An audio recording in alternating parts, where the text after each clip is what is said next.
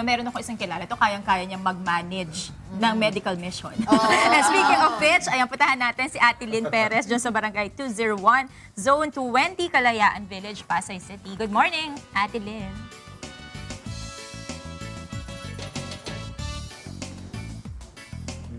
Hi! Good morning sa inyo dyan. Of course, once again, good morning sa ating mga kasambahay all over the world.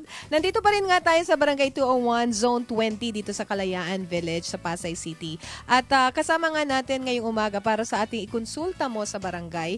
Isa po sa mga constituents nila na, unfortunately, isa rin si nanay sa mga maraming nasunugan dito po sa Barangay 201 nung nakaraang February 16, 2015. Actually, ngayon ay dyan pa sila nakatira sa covered court kasi hindi pa nila talaga tuluyang naasikaso yung kanilang mga titirhan.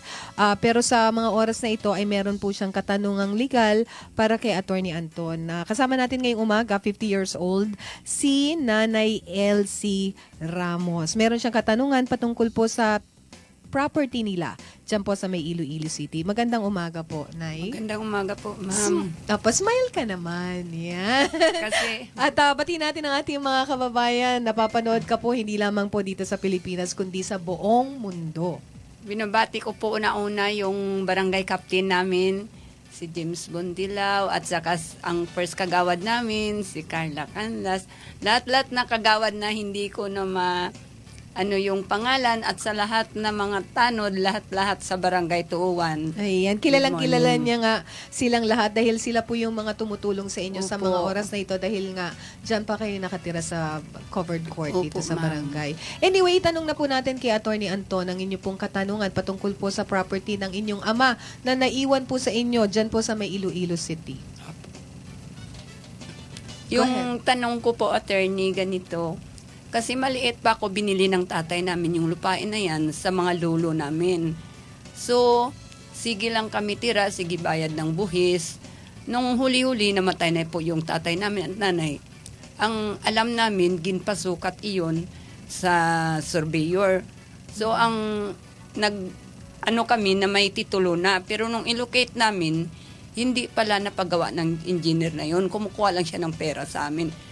Ang tanong ko ngayon, kasi marami nag-claim, pero hawak namin yung subdivide na, non-divide na yung lupa na yan. So ang iba kasi hindi naman namin lahat na ibili, kay malawak yung lupa na yan. Okay. Yung mga dokumento po, Nay, nasa inyo po lahat? Opo. Okay. Ayan. Attorney Anton, baka may mga katanungan ka pa po kay Nanay Elsie? Yes, oo, Nanay Elsie. Kapag ganyan kasing sa lupa ang pinag-aawayan, talaga pong tinitignan natin kung kanino po nakapangalan yung titulo. Ngayon po, dahil po sa sitwasyon natin ay wala po tayong titulo, syempre meron po tayong mga tinatawag na mga secondary pieces of evidence. Kagaya po nung nasabi ninyo na nagbabayad po kayo ng buwis. So kapag po nagbabayad po kayo ng buwis ng inyo pong property, meron po tayo ditong tinatawag na tax declaration o yung mga RETR or Real Estate Tax Receipts. So yung mga ebidensya po na yon ay itago po ninyo dahil po kapag po merong mga nagka-claim sa inyo pong property, ay iyon po ang ipapakita ninyo. Ngayon ganito po, ang sabi po ninyo sa akin ay nagkaroon na po ng subdivision doon po sa property at nabili na po ng tatay ninyo yung mga ibang parte na yon. Ang sa akin pong mapapayo po sa inyo, ang gawin po ninyo, ipatitulo nyo na po. Ngayon po, ang pagpapatitulo po natin, dalawang klase po yan, administrative at saka po judicial. So ang mas masasuggest ko po, judicial, dahil po meron pong mga nagko-contest na may pag-aari na ibang tao. So ang maipapayo ko po ay ipakita po natin sa husgado na tayo po talaga ay may karapatan doon sa property. At kapag ka naman po kayo ang talaga pong merong possession doon and occupation doon po sa property, sa inyo po ipapatitulo yung lupa na yun, regardless of kung ano pa yung mga claims ng mga ibang tao doon sa property. Yun po, Nanay Elsie, sana po nasagot ko po ang katanungan ninyo. Nanay Elsie, sana po nasagot ko po ang katanungan. Maraming salamat po, attorney. At sa laking tuwa ako na nasagot mo talaga yung tanong ko. Opo. Meron nga po siyang deed of sale at hindi naman siguro kasama yun doon sa mga nasunog, no, Nay? Hindi po, naitago lahat yun. Oo. Naikwento kasi ni Nanay, pati daw yung pambayad niya ng tuition ng kanyang mga anak ay nasunog nung nakaraang February 16, 2015 nang magkasunog dito. Anyway, salamat po ng marami, ma'am.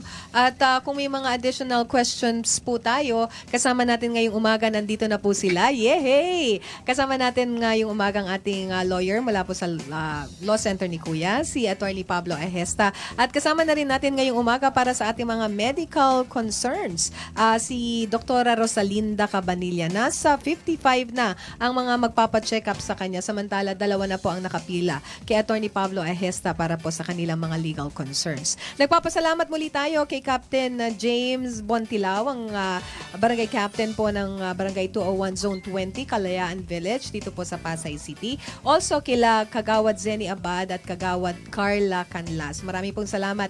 At syempre nagpapasalamat din po tayo sa buong suporta, full force talaga po, ang mga taga South District ng Metro Manila. Maraming salamat po. Napakaaga po nilang naririto at nag-aayos at nagsasaludar para po sa mga constituents nga ng Barangay 201 na pinangungunahan nila Brad Melvin Arbo at nila Brad Joshua. Ayan, sila po ang mga kasama natin ngayong umaga dito sa Barangay 201 Zone 20, Kalayaan Village, Pasay City. Hello kay Benji Neri. Good morning at salamat sa shades. Ayan, yung polarized shades na binigay niya sa akin para hindi daw ako magka-migraine. Hello din kay Tita Betty Rolyoda at kay Dr. Daisy Lim Kamitan. Magandang umaga po sa inyong lahat. Okay? So, yan po ang ating ikonsulta mo sa barangay sa mga oras na ito. Back to you guys.